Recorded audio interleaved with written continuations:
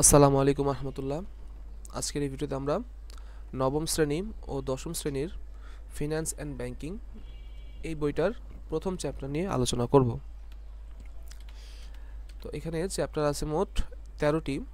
প্রথম চ্যাপ্টার হচ্ছে অর্থায়ন ও ব্যবসায় অর্থায়ন। প্রথমে বলতেছে এখানে কিছু ধারণা দেওয়া হয়েছে, বেসিক ধারণা। প্রথম অধ্যায় অর্থায়ন ও ব্যবসায় অর্থায়ন, ফিন্যান্স অ্যান্ড বিজনেস ফিন্যান্স। সমাজ সভ্যতার ক্রমবিকাশ, বিজ্ঞান ও প্রযুক্তিগত উন্নয়নে ব্যবসায় বাণিজ্যের কার্যপরিধিও বৃদ্ধি পেয়েছে। অর্থাৎ সময়ের সাথে সাথে ব্যবসায়ের পরিধি বড় হয়েছে, ফলে পণ্য ও বাজারে নানামুখী প্রতিযোগিতার সৃষ্টি হয়েছে। তো বাজার সাইজ বড় হয়েছে, বাজারে প্রতিযোগিতা বৃদ্ধি পাইছে। এই প্রতিযোগিতায় মুনাফা অর্জন করতে হলে একজন ব্যবসায়ীকে সুষ্ঠু পরিকল্পনার মাধ্যমে অর্থের সদ্ব্যবহার করতে হয়। মানে প্রফিট করতে হলে আপনাকে অর্থের সঠিক ব্যবহার করতে হবে, এতে ব্যবসায় প্রতিষ্ঠানটি সর্বোচ্চ মুনাফা অর্জনে সফল হবে। সে উদ্দেশ্যে সকল প্রতিষ্ঠান তার বিনিয়োগের জন্য প্রয়োজনীয় তহবিল সবচেয়ে কাঙ্ক্ষিত উৎস থেকে সংগ্রহ করে এবং পণ্য বাজারের বিভিন্ন তথ্য বিশ্লেষণের মাধ্যমে সর্বোত্তম প্রকল্পে তহবিল বিনিয়োগ করে। ফলে ব্যবসায় প্রতিষ্ঠানে অর্থের আগমন ও নির্গমন প্রবাহ সৃষ্টি হয়।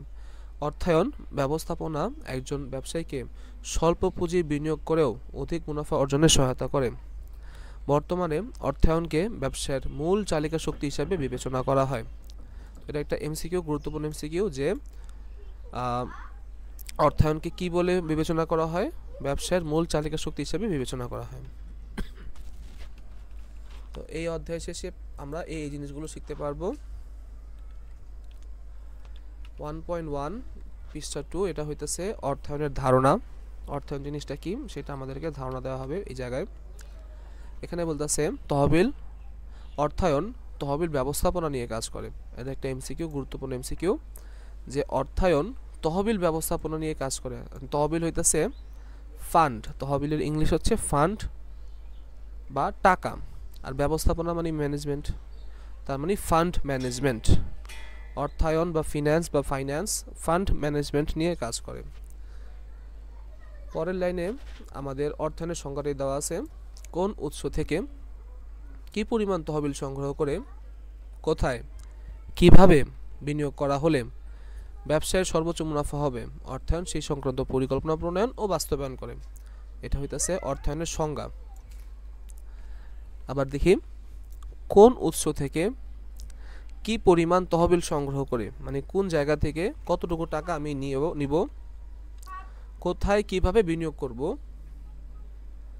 এবং এই বিনিয়োগের ফলে প্রতিষ্ঠানের সর্বোচ্চ মুনাফা হবে, এই পরিকল্পনা করা আর এই পরিকল্পনা বাস্তবায়ন করাই ফিন্যান্স।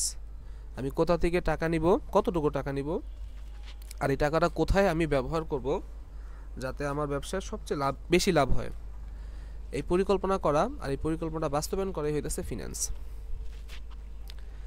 একটি ব্যবসায় প্রতিষ্ঠানের ক্ষেত্রে মালামাল বিক্রয় থেকে অর্থের আগমন হয়, মানে মাল বিক্রি করে টাকার আসে। ব্যবসায় মালামাল প্রস্তুত ও ক্রয় করার জন্য বিভিন্ন তহবিল প্রয়োজন হয়। এখন এই মালটা প্রস্তুত করার জন্য, বিক্রয়যোগ্য করার জন্য এবং এটা ক্রয় করার জন্য, মালটা বেচার জন্য আগে তো মালটা আমার কিনতে হবে, তো তখন তহবিলের প্রয়োজন, তখন টাকার প্রয়োজন। কী কী কিনতে হতে পারে? মেশিনপত্র ক্রয় করতে হতে পারে, কাঁচামাল ক্রয় করতে হতে পারে, শ্রমিকদের মজুরি প্রদান করতে হতে পারে, এগুলো আমাদের খরচ। এগুলো হচ্ছে তহবিলের ব্যবহার। তহবিলের এই প্রয়োজন অনুযায়ী পরিকল্পনা মাফিক তহবিল সংগ্রহ করতে হয় যেন উৎপাদন প্রক্রিয়া অব্যাহত থাকে। তো যতটুকু আমার টাকা লাগবে ততটুকু টাকা আমাকে সংগ্রহ করতে হবে যাতে আমার উৎপাদনটা কন্টিনিউ করে। অর্থায়ন বলতে তহবিল সংগ্রহ ও ব্যবহার সংক্রান্ত এই প্রক্রিয়াকে বোঝায়। সেম প্রথমে যেটা বলছিল সেটাই শর্ট ভার্সন। অর্থায়ন বলতে তহবিল সংগ্রহ করা বোঝায় আর এই তহবিলের ব্যবহারের প্রক্রিয়াকে বোঝায়। এক্সাম্পল দিয়ে বোঝানো হইতেছে এখানে। তোমার এলাকার কোনো দর্জির দোকানে গেলে দেখতে পাবে একজন বা দুজন সেলাই মেশিনে কাপড় সেলাই করছে, আবার হয়তো কেউ কাপড় কাটছে, বোতাম সেলাই করছে। ফলে দর্জির দোকানের মালিককে তার এই কার্যপ্রক্রিয়া সঠিকভাবে চালিয়ে নেওয়ার জন্য সেলাই মেশিন ক্রয়, সুতা, বোতাম, কাঁচি ইত্যাদি প্রয়োজনীয় পরিমাণে ক্রয় করতে হয়। তো সেলাই মেশিনের দোকানের দর্জির দোকানের মালিককে এই কাজগুলো করার জন্য তাকে মেশিন ক্রয় করতে হয়েছে, সুতা ক্রয় করতে হয়েছে, বুতাম ক্রয় করতে হয়েছে, কাঁচি ক্রয় করতে হয়েছে। আচ্ছা, বুঝলাম। ব্যবসার শুরুতে সাধারণত এসব ক্রয়ের জন্য প্রয়োজনীয় তহবিল তিনি নিজস্ব মূলধন ব্যবহার করে নির্বাহ করেন।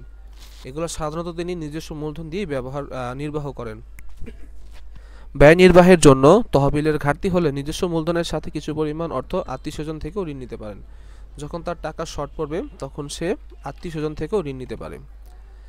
ব্যবসায় চলাকালীন অবস্থায় মাসের শেষে কর্মচারীদের বেতন, দোকান ভাড়া, বিদ্যুৎ বিল পরিশোধের জন্য তিনি যে ব্যয় নির্বাহ করেন সেটি তিনি কাপড় সেলাই থেকে অর্জিত আয় থেকে পরিশোধ করেন। Very clear. তো এই খরচগুলো তিনি কাপড় সেলাইয়ের আয় থেকে নির্বাহ করেন। এই আয় থেকে তাকে ঋণের অর্থ পরিশোধেরও পরিকল্পনা করতে হয়। এই আয় থেকে তাকে আবার এই ঋণের অর্থ পরিশোধের বিষয়টাও তাকে মাথায় রাখতে হয়। একজন দর্জি দোকানের মালিকের সবসময় প্রত্যাশা থাকে যেন আয় থেকে ব্যবসার ব্যয় নির্বাহের পর কিছু মুনাফা থাকে। যতটুকু আয় হয়েছে 100 টাকা, যতটুকু ব্যয় হয়েছে 70 টাকা, তারপরে যেন এই দুটা বাদ দেওয়ার পর 30টা টাকা যেন তার হাতে থাকে, যা দিয়ে তিনি নিজের পরিবারের নৈমিত্তিক খরচ মিটিয়েও ভবিষ্যতের জন্য সঞ্চয় করতে পারেন কিংবা ব্যবসা সম্প্রসারণের ব্যবহার করতে পারেন। যে 30 টাকা তিনি তার ফ্যামিলি পরিজনে ব্যবহার করতে পারেন এবং ব্যবসার পরিচালনা বা প্রসারের ক্ষেত্রেও ব্যবহার করতে পারেন। সুতরাং একজন দর্জি দোকানের মালিক যদি এই তহবিলের উৎস ও ব্যবহার সংক্রান্ত একটি পরিকল্পনার মাধ্যমে ব্যবসা পরিচালনা করেন তবেই তিনি সুষ্ঠুভাবে ব্যবসা পরিচালনা করে মুনাফা অর্জন করতে পারবেন। অন্যথায় দেখা যাবে কাপড় সেলাই করতে সুতা প্রয়োজন কিন্তু নগদ অর্থ নেই বলে খরিদ্দার ফেরত যাচ্ছে। এখানে মূলত ব্যবসার প্রয়োজনীয়তাটা মূলত এই লাইনটুকুর মধ্যেই বলে দিয়েছে। একজন দর্জির দোকানের মালিক যদি তহবিলের উৎস ও ব্যবহার সংক্রান্ত একটি পরিকল্পনার মাধ্যমে ব্যবসা পরিচালনা করেন, মানে কই থেকে টাকা নিবে এবং এর ব্যবহার কোথায় করবে, এটা যদি একটা পরিকল্পনা তিনি করেন তাহলে ব্যবসা সুষ্ঠুভাবে পরিচালনা হবে, মুনাফা অর্জন হবে। অন্যথায় যদি এর উল্টাটা করে তখন দেখা যাবে কাপড় সেলাই করতে সুতা দরকার কিন্তু টাকাটা নাই, এই জন্য খরিদ্দার মানে কাস্টমার ফেরত যাচ্ছে। সে বলল ভাই আমার এই 500 পিস মালের অর্ডার দিব, কিন্তু তার কাছে 500 পিস মাল কমপ্লিট করার সুতা নাই, কাপড় নাই, তখন কাস্টমার অন্যদিকে চলে যাবে। অথবা পুরাতন মেশিনটি পরিবর্তন করে নতুন মেশিন ক্রয় করা তহবিল নেই বলে ব্যবসাটি বন্ধ করে দিতে হচ্ছে। অথবা দেখা গেল মেশিনটা পুরনো হয়ে গেছে, কাজ করতেছে না, দরকার নতুন মেশিন কিন্তু টাকা নাই, তহবিল নেই, টাকা নেই, এই জন্য ব্যবসাটা বন্ধ হয়ে যেতে হতে পারে। ব্যবসায় অর্থায়নে ফিন্যান্স ব্যবসায় সুষ্ঠুভাবে পরিচালনা করতে কখন কী কারণে কত তহবিল প্রয়োজন এবং কোথা থেকে সেই তহবিল সরবরাহ করা উচিত তা নিয়ে আলোচনা করা হয়। পরিবারের ক্ষেত্রেও অর্থায়নের প্রয়োগ আছে। সাধারণত প্রতিটি পরিবারে এক বা একাধিক আয়ের উৎস থাকে। চাকরি, ব্যবসায়, কৃষিকাজ, আত্মউদ্যোগ ইত্যাদির মাধ্যমে পরিবার ভেদে আয়ের সংস্থান হতে পারে। আবার দৈনন্দিন বাজার খরচ, বাড়ি ভাড়া, স্কুলের বেতন, বিভিন্ন বিল প্রদান ইত্যাদি খাতে পরিবারের নিত্য নৈমিত্তিক ব্যয় সংগঠিত হয়। আয়ের সাথে যেমন ব্যয়ের সঙ্গতি রাখা প্রয়োজন, তেমনি ব্যয়ের সঠিক সময়ের দিকটাও সঙ্গতিপূর্ণ হওয়া উচিত। আয় বুঝে যেরকম ব্যয় করতে হবে, সেম একইভাবে কখন ব্যয় করব সেই সময়টাও ঠিক রাখতে হবে। যখন যে পরিমাণ ব্যয় প্রয়োজন তখন সে পরিমাণ অর্থের ব্যয় না করতে পারলে হয়তো স্কুলের বেতন বকেয়া হয়ে যাবে, এর ফলে জরিমানা দিতে হতে পারে। পূর্ব পরিকল্পনা মাফিক এই তহবিলের উৎস নির্ধারণ ও তার সুষ্ঠু ব্যবহারই পরিবারের ক্ষেত্রে অর্থায়ন প্রক্রিয়া। নিত্য নৈমিত্তিক এই ধরনের প্রয়োজন ছাড়াও মাঝে মধ্যে পরিবারকে তার আয়ের বাইরেও বড় অঙ্কের ব্যয় করতে হতে পারে।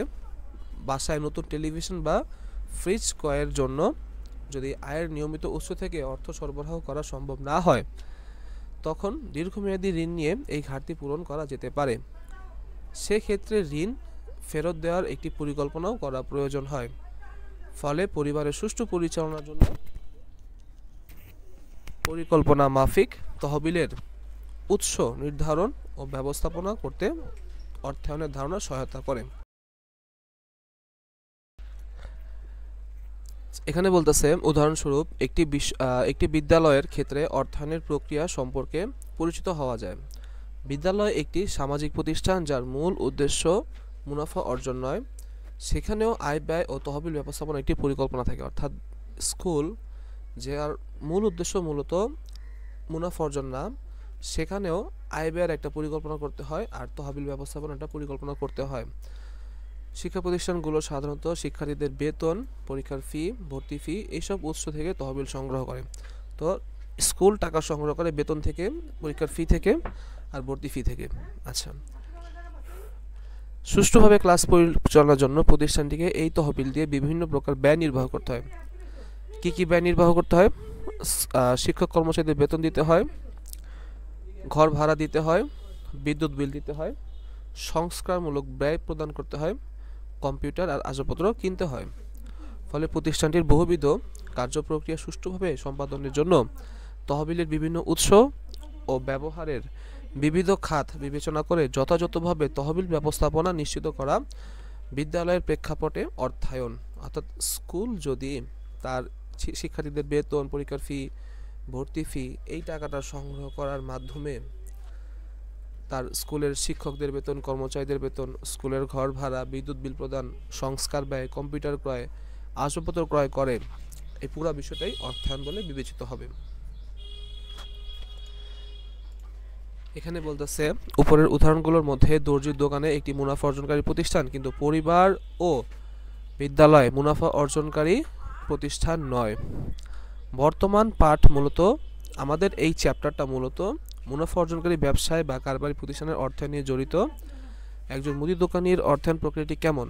মুদি দোকানি পণ্য বিক্রয় করে মুনাফা অর্জন করে, আবার পণ্য বিক্রয়ের জন্য তাকে পণ্য ক্রয়, দোকান ভাড়া, বিদ্যুৎ বিল, কর্মচারীদের বেতন ইত্যাদি চলতি খরচ যা নিয়মিতভাবে সম্পাদন করতে হয়।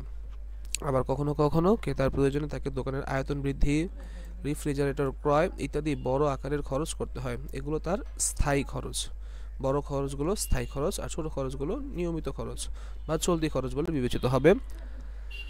চলতি খরচ। ফলে মুদি দোকানি সুষ্ঠুভাবে ব্যবসা পরিচালনার জন্য চলতি ও স্থায়ী সম্পদে বিনিয়োগ তহবিল বিনিয়োগ করে। তো ব্যবসায়ী কোথায় বিনিয়োগ করে? চলতি ও স্থায়ী সম্পদে তহবিল বিনিয়োগ করে। বিক্রয়লব্ধ আয় হতে, মানে বিক্রির মাধ্যমে যে আয় হয় সেই আয় থেকে যদি বিনিয়োগের তহবিল সংস্থান করা না যায় তবে তাকে বিভিন্ন উৎস থেকে, যেরকম নিজস্ব তহবিল, বন্ধু বান্ধব, ধারে পণ্য ক্রয় ইত্যাদির মাধ্যমে তহবিল জোগাড় করতে হয়। অর্থাৎ যদি তার নিজের টাকা দিয়ে কাজটা কমপ্লিট না হয় তখন তাকে বন্ধু বান্ধবের টাকা, ধারে পণ্য ক্রয় এর মাধ্যমেও বিষয়টা সমাধান দিতে হবে, তহবিল জোগাড় করতে হবে। আবার স্থায়ী সম্পদ অর্জনের জন্য যে বড় অঙ্কের অর্থের প্রয়োজন সেটি সাধারণত বাণিজ্যিক ব্যাংক থেকে ঋণ হিসাবে গ্রহণ করতে হয়। স্থায়ী সম্পদ অর্জনের জন্য, মানে বড় একটা মেশিন ক্রয়ের জন্য তাকে কি করতে হবে? বাণিজ্যিক ব্যাংক থেকে ঋণ নিতে হবে। এতে দীর্ঘমেয়াদে অর্থ পরিশোধের সুযোগ থাকায় ঋণ পরিশোধের ঝুঁকি কিছুটা কমে যায়। যেহেতু ব্যাংককে তাকে দীর্ঘমেয়াদে টাকা পরিশোধের সুযোগ দেয়, তাই তার ঋণ পরিশোধের ঝুঁকি কম। মুদি ব্যবসায়ের ক্ষেত্রে বিক্রয়লব্ধ অর্থের সঠিক ব্যবহারের মাধ্যমে চলতি ব্যয় নির্বাহ, কিছু দীর্ঘমেয়াদী বিনিয়োগ, কম ঝুঁকিপূর্ণ উৎস থেকে ঋণ গ্রহণ, সঠিক সময় ঋণের কিস্তির পরিশোধ সম্পর্কিত তহবিল ব্যবস্থাপনা ব্যবসায় অর্থায়নের মূল কাজ। অর্থাৎ ঋণ নেওয়া, ব্যবসা পরিচালনা করা, ঋণ পরিশোধ, এই পুরো বিষয়টাই যেগুলো এখানে উল্লেখ করা ছিল, চলতি ব্যয় নির্বাহ, দীর্ঘমেয়াদী বিনিয়োগ, কম ঝুঁকিপূর্ণ উৎস থেকে ঋণ সংগ্রহ করা, সঠিক সময় ঋণের কিস্তি পরিশোধ, এই সবগুলোই হইতেছে ব্যবসায় অর্থায়নের মূল কাজ।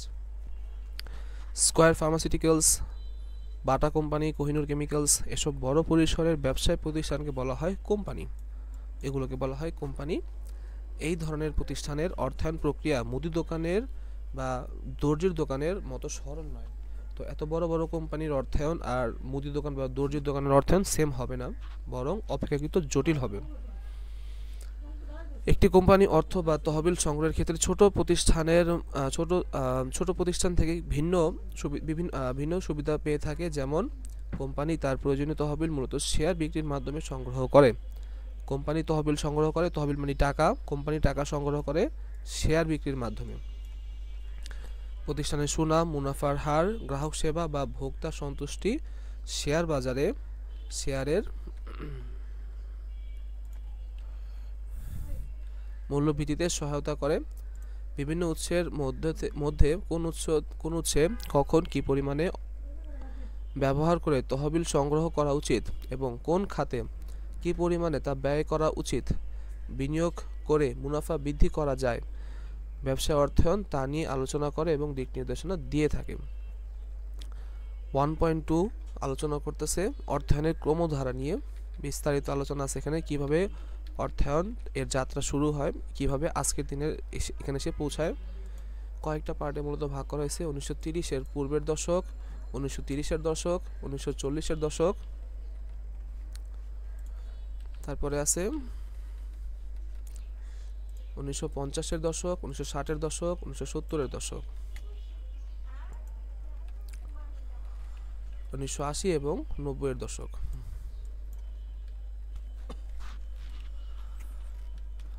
অর্থায়নের শ্রেণী বিভাগ, অর্থাৎ কয় ভাগে অর্থায়নকে ভাগ করা হয়েছে। অর্থায়ন প্রক্রিয়া একটি ব্যবসায়ী প্রতিষ্ঠানের জন্য যেমন গুরুত্বপূর্ণ তেমনি একটি অব্যবসায়ী প্রতিষ্ঠানের জন্য গুরুত্বপূর্ণ। শুধু যে ব্যবসায়ী প্রতিষ্ঠানের জন্য গুরুত্বপূর্ণ তা না, অব্যবসায়ী প্রতিষ্ঠানের জন্যও গুরুত্বপূর্ণ। প্রতিটি প্রতিষ্ঠানই এক একটি অর্থায়ন প্রক্রিয়ার সাথে জড়িত। বিভিন্ন প্রতিষ্ঠানের ক্ষেত্রে এই প্রক্রিয়া বিভিন্ন রূপ নেয়। এবার আমরা অর্থায়নের এই ধরনের কয়েকটি শ্রেণীবিভাগ আলোচনা করব। প্রথমে বলতেছে পারিবারিক অর্থায়ন।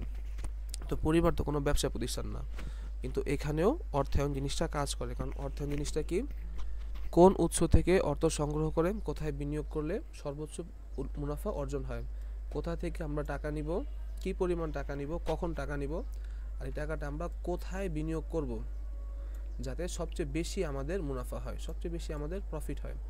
পুরো বিষয়টাই হইতেছে গিয়া অর্থায়ন। এবার আলোচনা করতেছে এখানে পারিবারিক অর্থায়নের ক্ষেত্রে পরিবারের আয়ের উৎস ও পরিমাণ নির্ধারণ করে সেই আয় কিভাবে ব্যয় করলে পরিবারের সদস্যদের সর্বাঙ্গীন মঙ্গল হয় তা নির্ধারণ করা হয়। পরিবারের প্রয়োজনীয় অসংখ্য ব্যয়ের মধ্যে অগ্রাধিকারের ভিত্তিতে অধিক গুরুত্বপূর্ণ ব্যয়গুলো পূরণ করা হয়।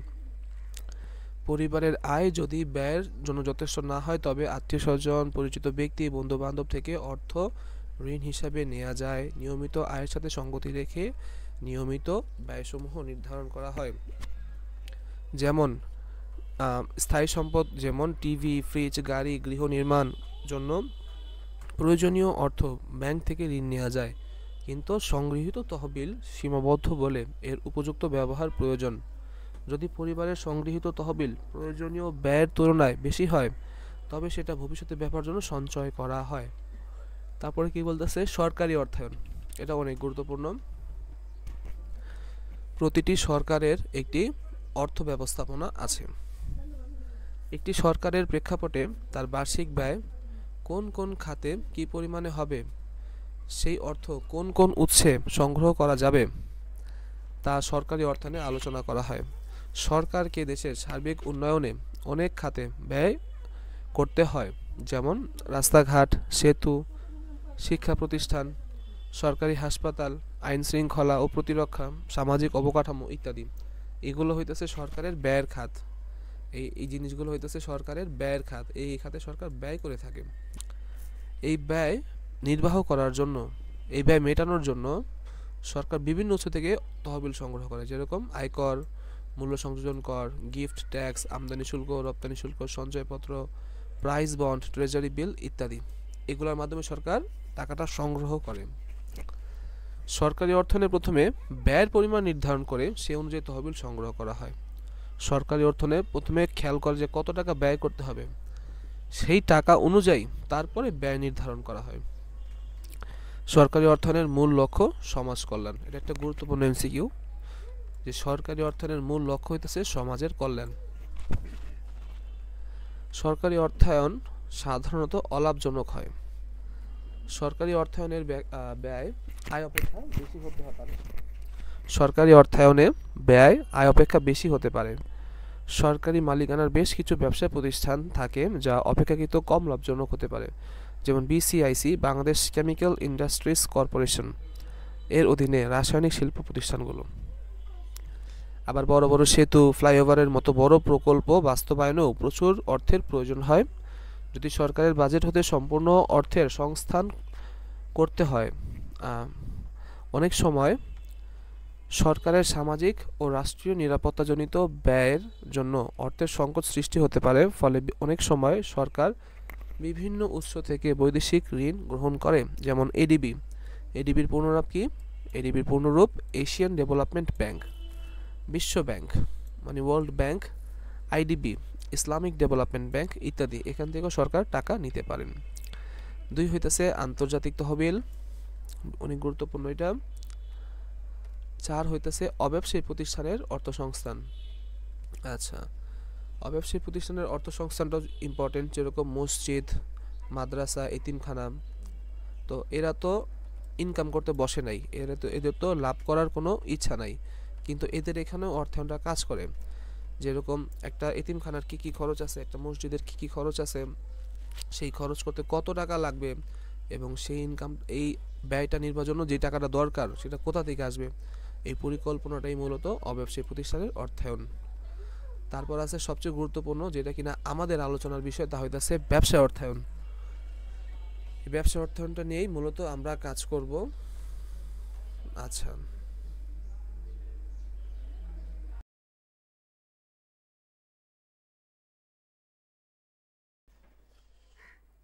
তারপর বলতেছে ব্যবসা অর্থায়ন। অর্থায়নের সবচেয়ে গুরুত্বপূর্ণ ধরন হচ্ছে ব্যবসা অর্থায়ন বা বিজনেস ফাইন্যান্স। মুনাফা অর্জনের উদ্দেশ্যে লাভ ক্ষতির ঝুঁকি নিয়ে গঠিত সংগঠনকে ব্যবসা প্রতিষ্ঠান বলে। তো এখানে ব্যবসা প্রতিষ্ঠানের সংজ্ঞা পাওয়া গেল। কি বলতেছে? মুনাফা অর্জনের উদ্দেশ্যে লাভ ক্ষতির ঝুঁকি নিয়ে গঠিত সংগঠনকে ব্যবসায় প্রতিষ্ঠান বলে। ফলে ব্যবসা প্রতিষ্ঠান তার তহবিল সংগ্রহ ও বিনিয়োগের জন্য যে অর্থায়ন প্রক্রিয়া ব্যবহার করে সেটি ব্যবসা অর্থায়ন। এখানে আবার ব্যবসা অর্থায়নের সংজ্ঞা এসে পড়েছে।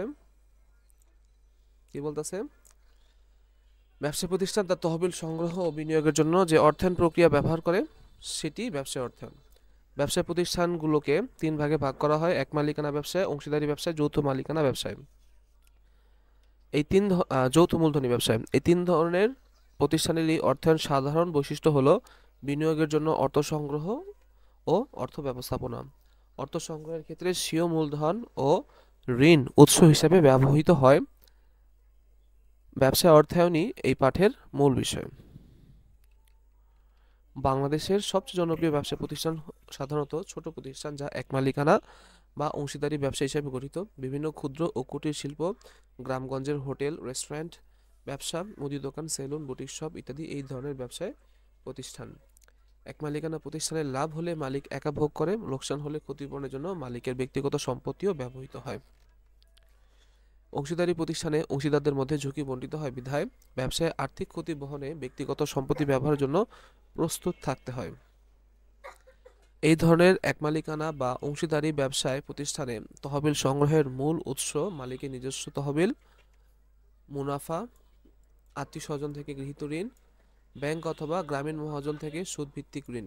আচ্ছা, সুতরাং নিজস্ব তহবিল নিয়োগ করে এর যথাযোগ্য ব্যবহার নিশ্চিত করে মুনাফা অর্জন করাই এই ধরনের প্রতিষ্ঠানের অর্থায়নের মূল উদ্দেশ্য। যৌথ মূলধনী কোম্পানির অর্থায়ন প্রক্রিয়া ভিন্ন ধরনের। একটি প্রতিষ্ঠান যৌথ মূলধনী হতে হলে সরকারি অনুমোদন নিতে হয়। সরকার অনুমোদন দেওয়ার আগে ন্যূনতম মূলধনের পরিমাণ, পরিচালকগণের পরিচয়পত্র, ব্যবসার উদ্দেশ্য ও নানাবিধ দলিলাদি বিচার বিশ্লেষণ করে।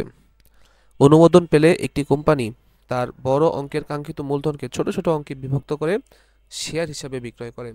যেমন 10 কোটি টাকার মূলধন 1000 টাকার 1 লক্ষ শেয়ারে বিভক্ত করে সাধারণ জনগণের কাছে বিক্রি করা হয়। 10 কোটি টাকাকে আমি 1000 টাকার 1 লাখ শেয়ারে ভাগ করলাম। এবার এই 1 লাখ শেয়ার আমরা জনগণের মাঝে বিক্রি করলাম। এক একটি শেয়ারের মূল্য মাত্র 1000 টাকা হওয়ার কারণে দেশের প্রত্যন্ত অঞ্চলের ছোট ছোট বিনিয়োগকারীরাও কোম্পানির শেয়ার কিনতে পারে। শেয়ার হোল্ডারগণ কোম্পানির মালিক এবং প্রতিষ্ঠানটির শেয়ার হোল্ডাররা শেয়ার বাজার, যেমন Dhaka stock exchange, Chattogram stock এক্সচেঞ্জে শেয়ার বিক্রি করে শেয়ারটি নগদ অর্থে রূপান্তর করতে পারে। শেয়ার ছাড়া বন্ড ও ডিবেঞ্চার বিক্রয় করেও যৌথ মূলধনী ব্যবসায় সাধারণ জনগণ থেকে ঋণের অর্থ তহবিল সংগ্রহ করে। সেক্ষেত্রে ডিবেঞ্চার হোল্ডার অর্থাৎ যারা ডিবেঞ্চার বা ঋণপত্র ক্রয় করে তাদেরকে নির্দিষ্ট হারে নিয়মিতভাবে সুদ প্রদান করতে হয়, কেননা তারা শেয়ার হোল্ডারদের মতো কোম্পানির মালিক নয়। অর্থাৎ এখানে বলতেছে ডিবেঞ্চার হোল্ডাররা কোম্পানির মালিক নন।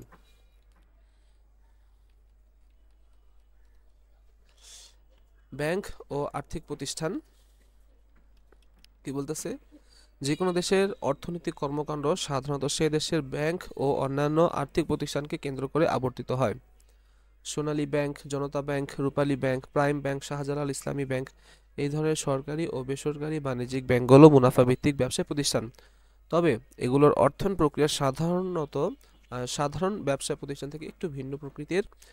এই ব্যাংকগুলো মানুষের ক্ষুদ্র তহবিলকে সংগ্রহ করে বিভিন্ন মেয়াদী আমানত সৃষ্টি করে এবং আমানতকারীকে নির্দিষ্ট হারে সুদ প্রদান করে।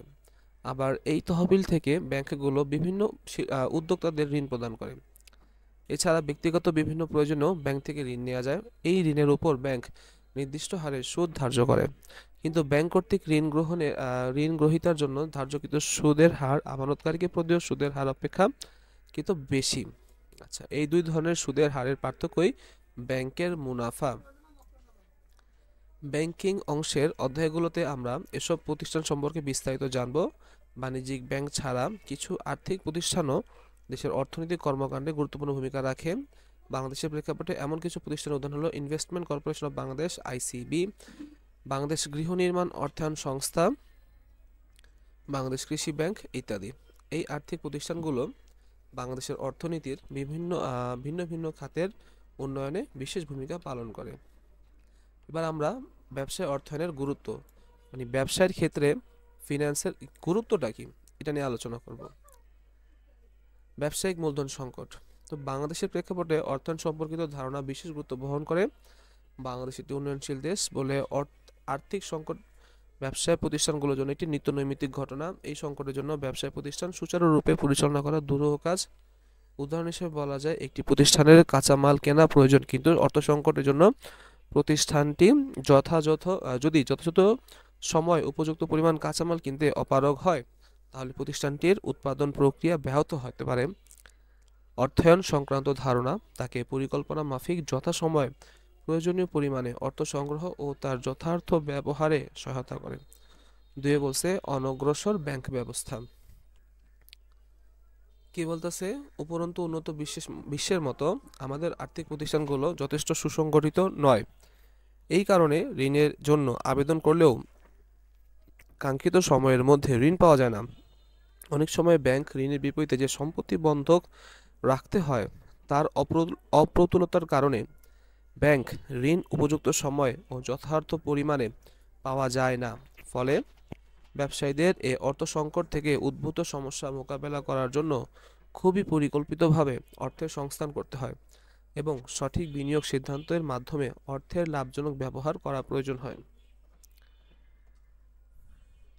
সঠিক আর্থিক পরিকল্পনা ও ব্যবস্থাপনা ব্যবসায়ীদের এই ধরনের সমস্যা পূর্বানুমান করতে সাহায্য করে এবং যেসব পদ্ধতিতে তা মোকাবেলা করা যায় তার ধারণা দেয়। স্বল্প শিক্ষিত উদ্যোক্তা। বাংলাদেশের বেশিরভাগ ক্ষুদ্র প্রতিষ্ঠানের উদ্যোক্তারা স্বল্প শিক্ষিত বলে তারা একটি দীর্ঘমেয়াদী পরিকল্পনার মাধ্যমে অর্থায়ন কার্যক্রম পরিচালনা করতে পারে না। এতে করে অনেক লাভজনক প্রতিষ্ঠান উপযুক্ত আর্থিক পরিকল্পনার অভাবে আর্থিক সংকটে সুষ্ঠুভাবে চলতে পারে না এবং অবশেষে লাভের বদলে ক্ষতির সম্মুখীন হয়। অথচ এই ক্ষতির কারণ শুধু অব্যবস্থাপনা।